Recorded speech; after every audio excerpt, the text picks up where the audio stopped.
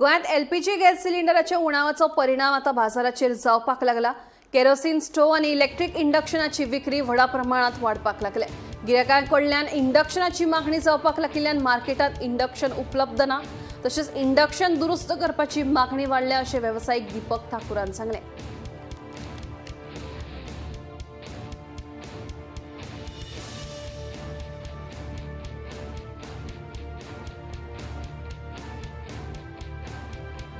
आता कितें जालें सद्या गॅस असो मेळना, ताका लागून लोक आतां स्टोव आसता, स्टोव मेळना, पेट्रोल मेळना, पेट्रोल मेळना कारणान डिझल घालता, चलपाक कांय ना, चलता, काय प्रॉब्लेम काय ना। पण स्पेशल असो डिझेलाचे असे स्टोव येवना। ना पेट्रोलान चलता आनी डिझेलान चलता, दोन भीतर चलता, पेट्रोल अशें काय ना, डिझेलाचेर चलता बरें। आतां लोक सगळे कितें करता, कोटीर बिटीर स्टोव आसता पळय, ते पेट्रोल काय डिझेल घालून पेटयता।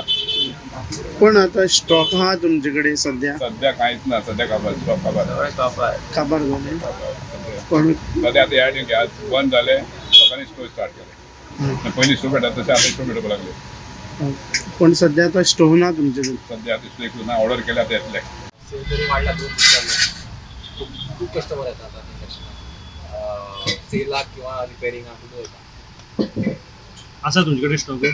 स्टॉक तरी सध्या कांयच ना, काबार जाले, इवन सप्लायरा कडेन स्टॉक ना, मार्केटात शॉर्टेज आहे। कित्याक सध्या सीजन आसा गरमीचो, डिस्ट्रिब्युटर सगळे फॅनां हाडून दवरल्या, इंडक्शन अकस्मात डिमांड वाडटा तें खबर नाशिल्लें, मार्केटात सध्या सप्लाय कमी आसा, स्टॉक काबार जाले। आणि रिपेराक येता?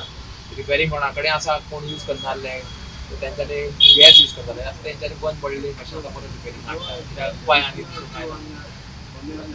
तुझकडे आता रिपेराक कितले आसा ती?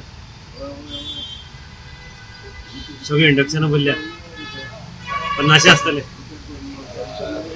सध्या तरी 30 तरी आसतले। 30 हे केन्ना 2 दिसां भितर आयल्या? 2 दिसां आणि कितली उरल्या तुझकडे विकपाक? विकपाक ते आसा एक दोनच? हय, दुसरी कंपनी सध्या तरी ना म्हजे कडेन। बजाज आसताली, दुसरी बिगाड आसली, ती सगळी काबार।